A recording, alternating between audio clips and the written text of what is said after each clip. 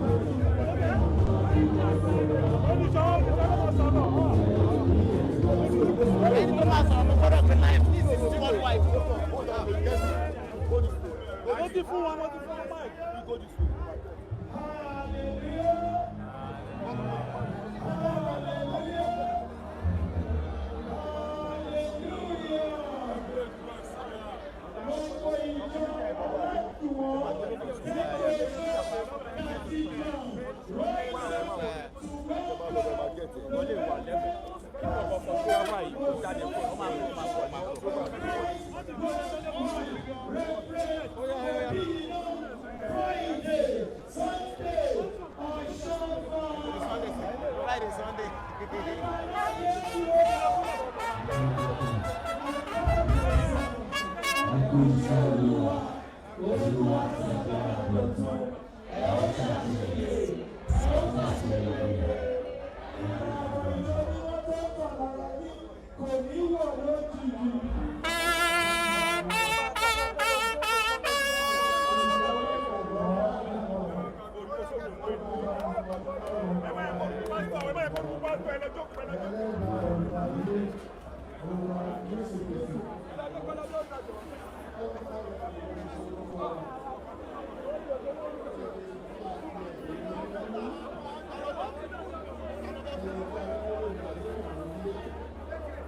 Bàbá wà níbí wà ní. Àmà nìyẹn. Moses. Yes. Ṣé lè máa send link sí? Máa máa fún wọn yín sí. Ẹ máa send link sí sí WhatsApp mi so máa lè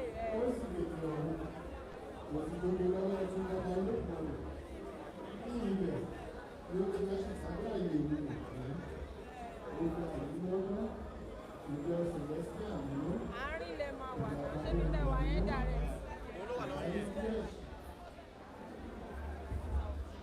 Àti iye tí kò ní bẹ́ẹ̀. Mímọ́ kẹrin ibi tó yẹ kẹ wà lè ló máa wà òkè wọ́n ju bẹ́ẹ̀ wá sí o. Mímọ́.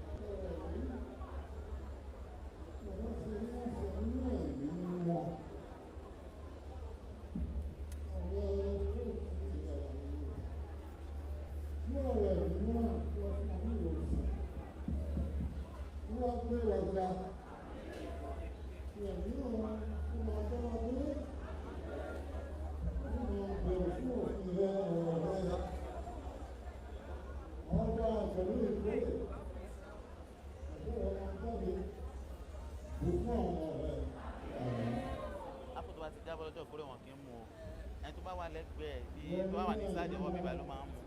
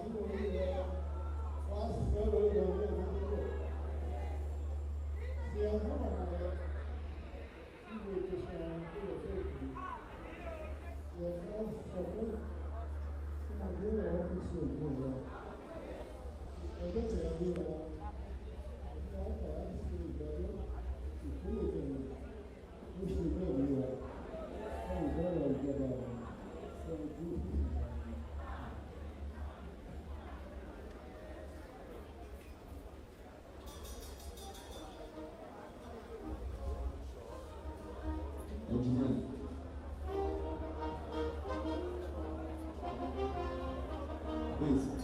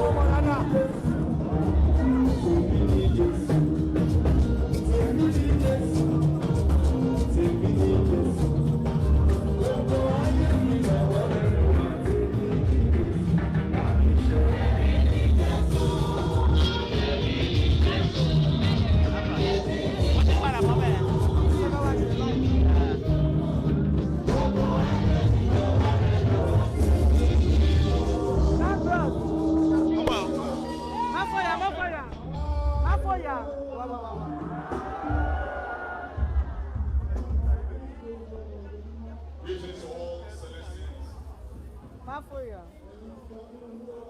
You that are mine in Christ, that is waiting upon the Lord, and are walking in His ways. àdókò wọn ti wàásù tó máa ń lọ nìyẹn. Praise the Lord. wá ìsọfún wá ìsọfún. Ọ̀pọ̀ ẹsẹ̀ dẹ̀ sí fóònù.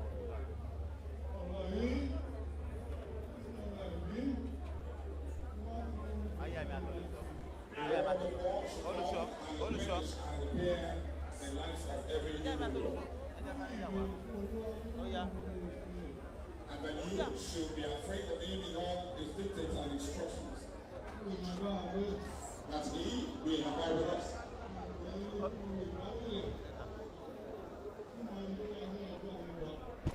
It is for us to fear him all the days of our lives.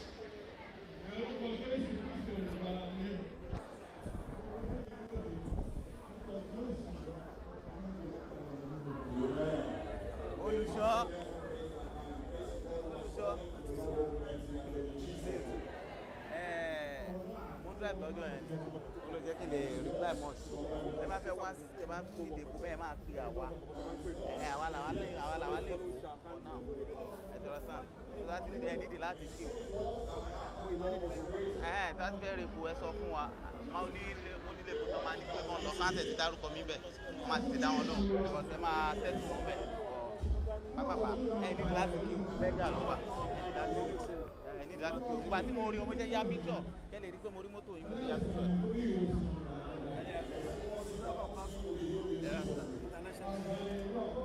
ẹ kú gbádùn ló jẹ́ sọ pé ṣé mo rí yọ̀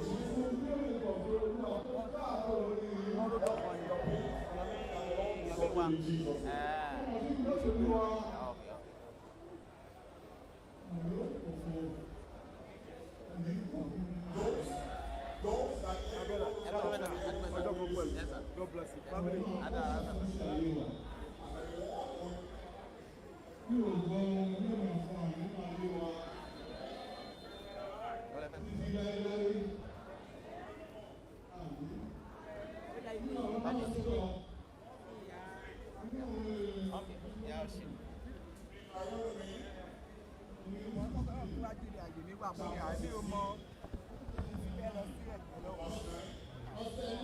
Àbí làwọn ìyàwó àwọn bàbá wa wà.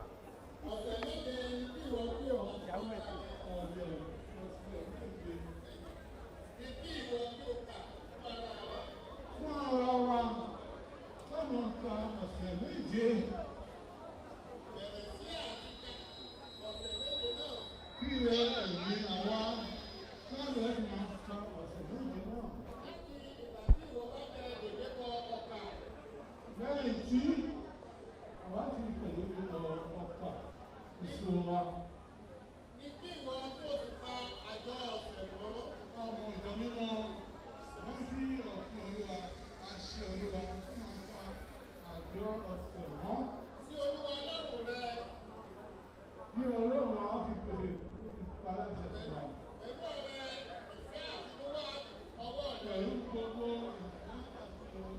ìlú wa kí ẹ lè rí tí o bá fi òfin yìí tí ó bá rẹ̀ tó fi máa yọ nínú ilé ògo ọ̀gá òwò. Tí ìwọ ó fi fún un gẹ́gẹ́ bí olúwa ọlọ́run rẹ̀ ti pèsè. Gẹ́gẹ́ bí ọlọ́run wa ó fi pèsè fún ẹ, ó fi bùkún ẹ ní ìgbìmọ̀ àwọn ọmọ ìfẹ́ yìí sí olúwa. Wà á máa wà nínú ìdí olúwa náà. Ìwọ kí o sì máa yọ̀ wọ́n tó fún ọlọ́run rẹ. Ìrẹ́ ọmọ rẹ. Ìwọ àti ọmọ rẹ ọkùnrin. Ìrẹ́ ọmọ rẹ ọkùnrin. Àti ọmọ rẹ obìnrin. Àti ọmọ rẹ obìnrin. Àti ọmọ rẹ ọkùnrin. Àti ọmọ rẹ ọkùnrin. Ọmọ lẹ́sìn nípa ní ìbòlè rẹ. Àti àlejò tó máa jẹ máa ń pẹ̀lú máa yọ̀. Àti ọgbọ́n nígbà ní ìbòlè rẹ.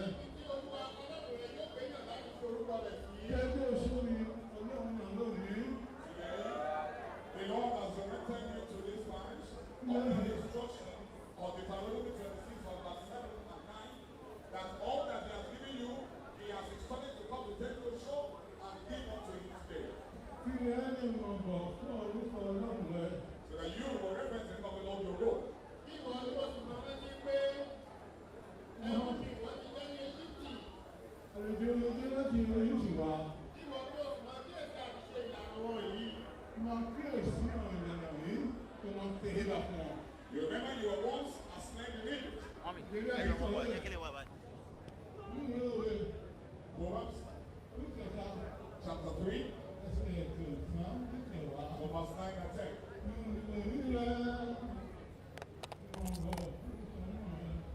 Honor the Lord with all your substance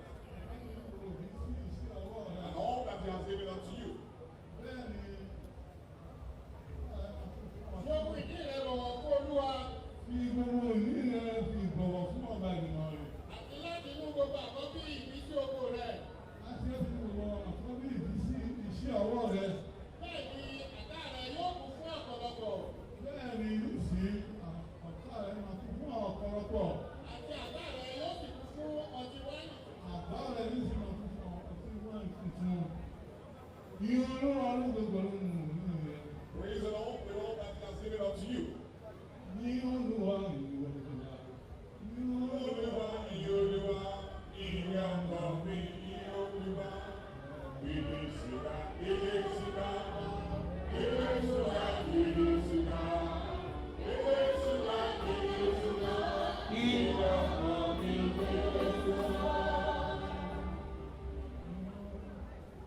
Ilé ìsìnká, ilé ìsìnká, ilé ìsìnká, ilé ìsìnká, ìrìn àgbà mi ní Olúwa.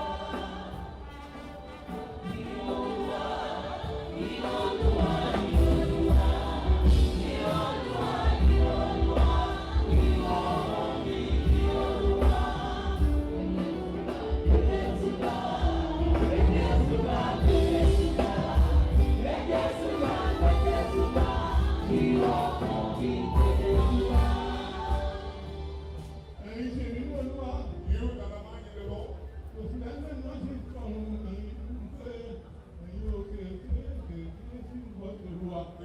song we sing when we bring our tithes, that you should listen to the voice of the Lord. All your substance, you should praise the Lord. Fear Him, so that you can become the child of God. That we read in the book of Psalm, Psalm 144, From verse 13 from verse 13 to 15. to 15. Èyí báyìí, bẹ́ẹ̀ ni gbogbo àwọn ìyọ̀nù ìgbéjáde. Psalm Kí 144. àga wa tí ó lè kún, ní àtọ́wà tó lè máa kún, kí ó máa fún ni ní onírúurú ìṣúra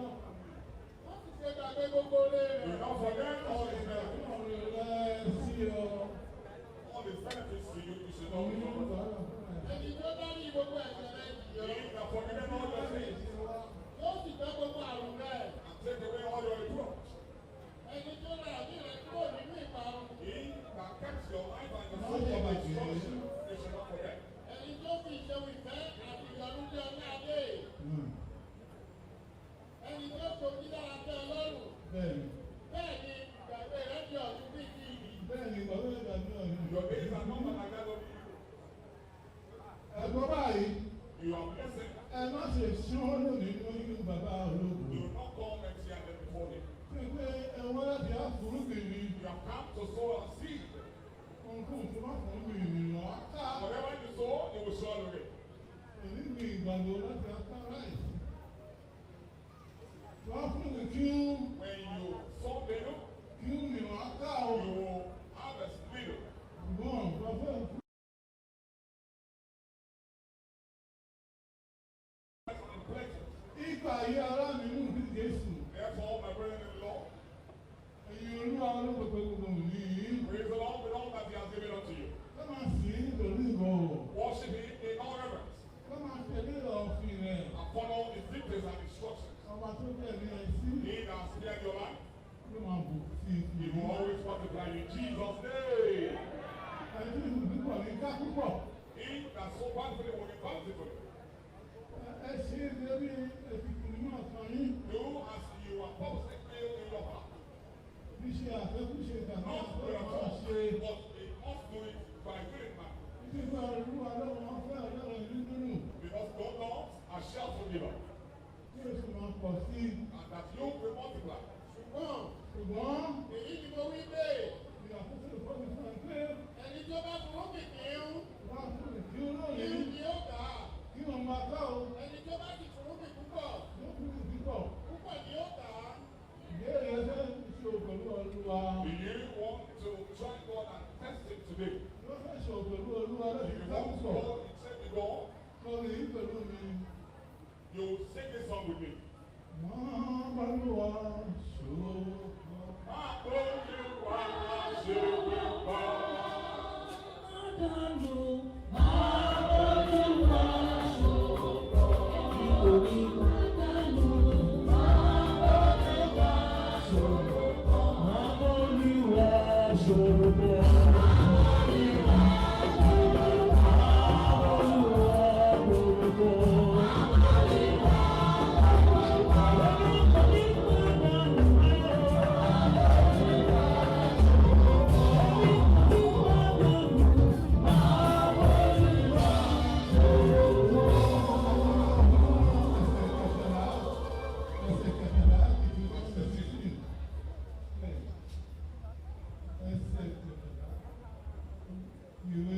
Kí ìwọ yóò sì máa pa àjọ àgọ́ mọ́. Now we're talking about Ní the ọjọ́ méje Fún ọjọ́ méje tó máa gẹ́ ẹ̀sùn ọmọ. lẹ́yìn ìgbà tí ọjọ́ ṣe ìpalẹ̀mọ́ ilẹ̀ pátá rẹ̀. Ìgbà tí ẹ bá ti ṣe ìpalẹ̀mọ́ tí a kó rẹ̀. Kí ìwọ yóò sì máa yọ̀ nínú àjọ Máa yọ̀ nínú àjọ rẹ̀. yìí. Ìwọ Ìwọ àtọmọdé ọkùnrin àti ọmọ rẹ̀ obìnrin. àtọmọdé obìnrin Àti ọmọ rẹ̀ obìnrin. Àti ọmọ rẹ̀ obìnrin. Àti ọmọ rẹ̀ obìnrin. Àti ọmọ lẹ́yìn. Àti àlejò. Àti mẹ́rin bàbá. Àti òkú. Ní ibẹ̀ ní ìgbèrú má ti gbàgbé wọn. Máa ṣàjọ ìgbọ̀nyí fún ọlọ́run rẹ̀ tó jẹ́ ìgbọ̀nyí. Ibi tí ó yàn. Wọ́n ní pé ìbá ti ṣẹlẹ̀ nípa gbogbo ìgbàjá rẹ̀ bù sí fún wọn. when you do all the instructions that God has given unto you, in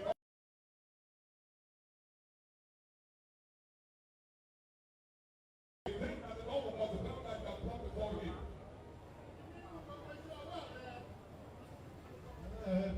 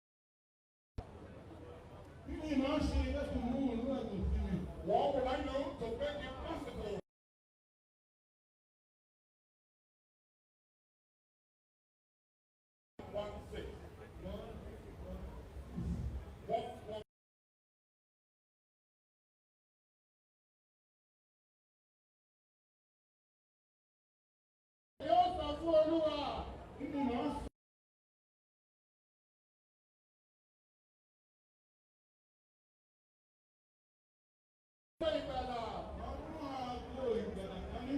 Èmi ó sì máa.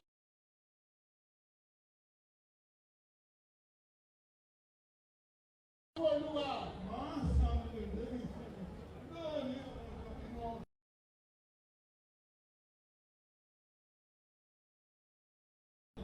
Dá Olúwa wò, ohun tí pọ̀ wà á ká púpọ̀.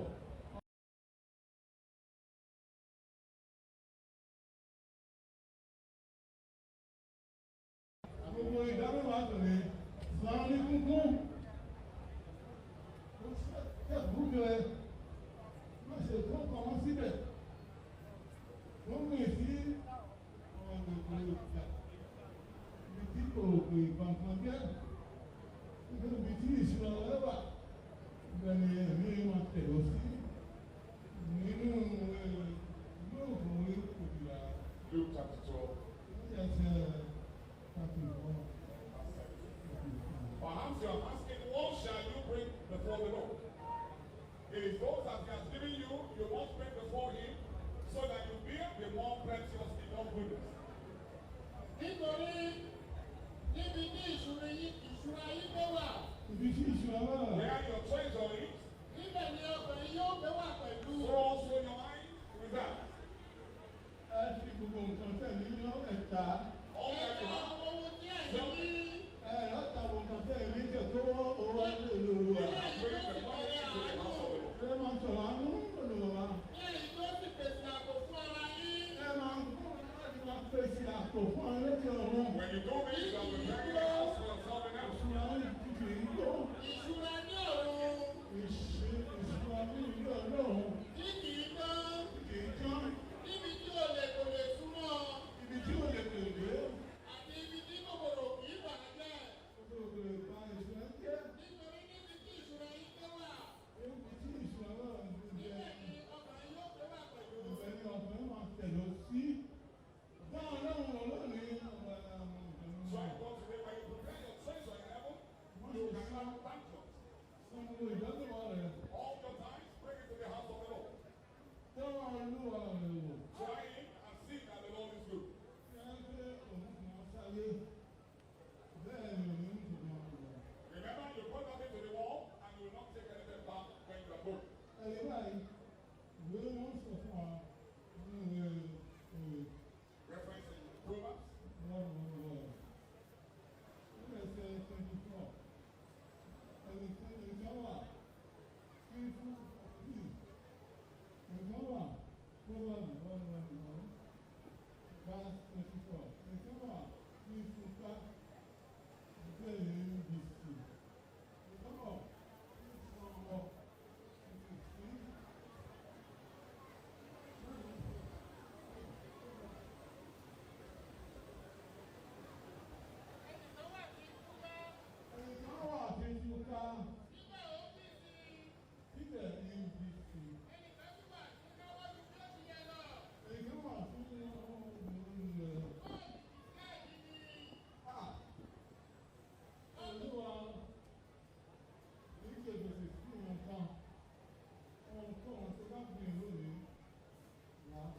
Proverbs chapter 3 speaks to us that he that giveth is more in abundance, but he that withholdeth himself is also null and void. And Papa is saying, whatever you sow today, you will surely reap.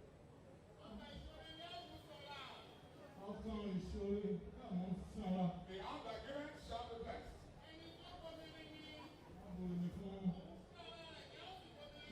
bẹ́ẹ̀ máa He ń. that is given and given shall be given back again.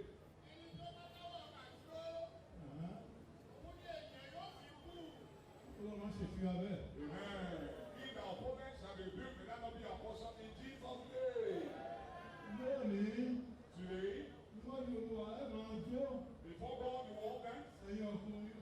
the men Ẹ máa àwọn èèyàn obìnrin. and the women, Ẹ máa sọ àwọn níwájú olúwa. you will appear before him Ẹgbẹ́ ti kọ̀ ó lẹ̀. as he has been written. Yóò tó lọ́wọ́ mi nìyí. The book of Deuteronomy that was read to our hearing Ẹsẹ̀ 17. from verse 17. 16,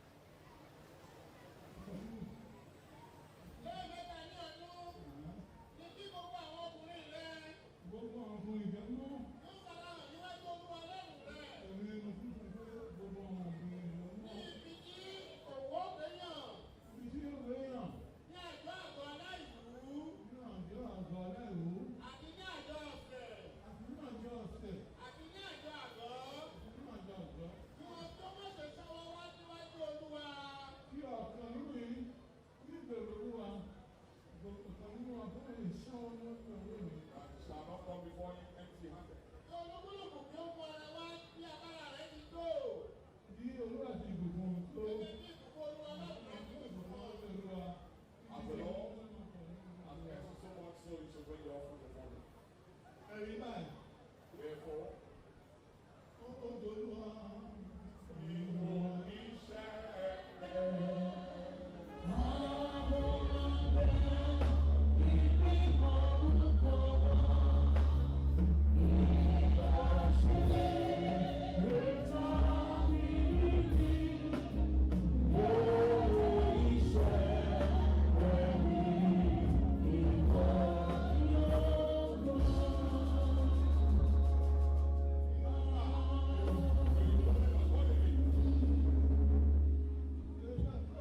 If you want more in abundance, you must give as many as you can to him. So that the Lord can be happy with you. You so that the Lord will be happy to you. Do it with a clean heart.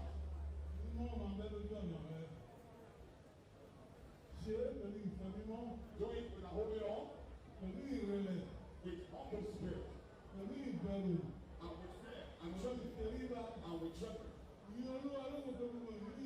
Worship in all the substance he has given to you.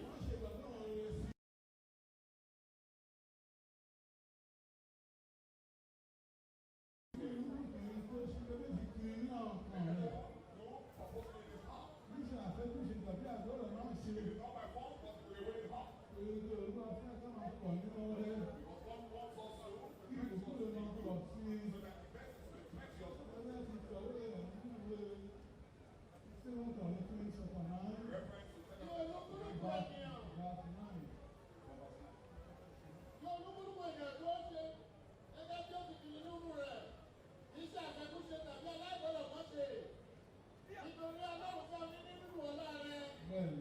Ọlọ́run sì lè mú kí gbogbo orí ọ̀fẹ́ máa bí sí fún yìí. Ní èyí tó ní àdídó gbogbo. Ní ìgbà gbogbo. Èmo pọ̀ sí ní iṣẹ́ rere gbogbo. Gẹ́gẹ́ bí a ti gbọ́ pé ó ti fún ká.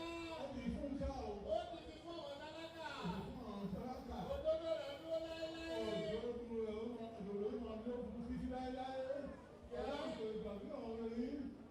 Ọ̀rọ̀ yín àti máa ń kò ní gbàgbé. Ọlọ́run ló ń gbàgbé nínú ayé yìí. Gbogbo èkejì lórí wà sáàkó nínú ayé yìí. Gbogbo ìpọ́njú ọ̀rẹ́ kò ní kẹ́kì yín. Ayọ̀ àlàáfíà ló ẹni máa fi ránṣẹ́ sí i. Títí kò ní wà báyìí, lẹ́sẹ̀ sì ló máa gbọ́ ọ̀rọ̀ yìí. Ṣé máa bò sí i?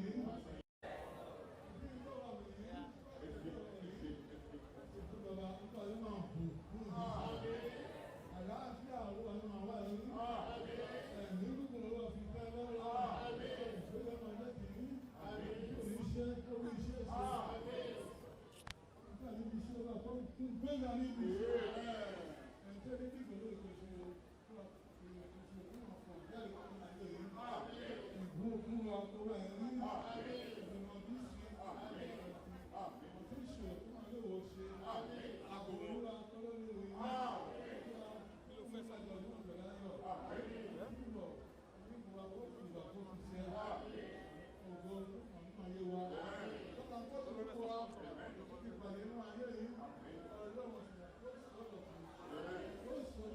Thank you.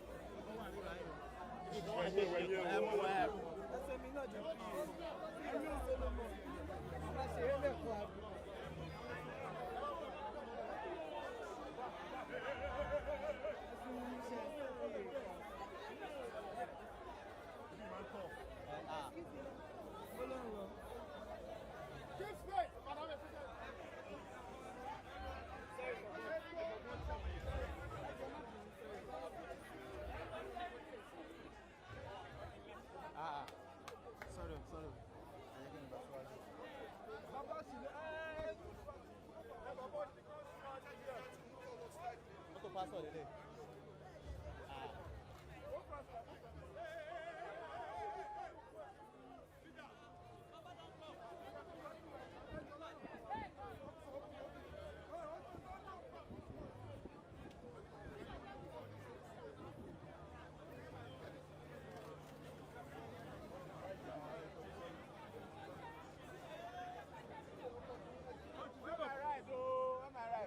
ṣé bàbá ṣe ti wọnú mọ́tò wọn.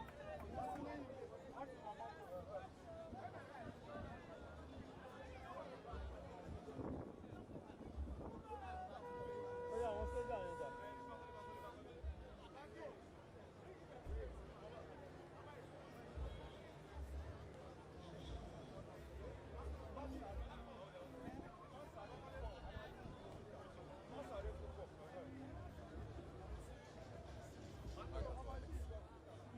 See you later.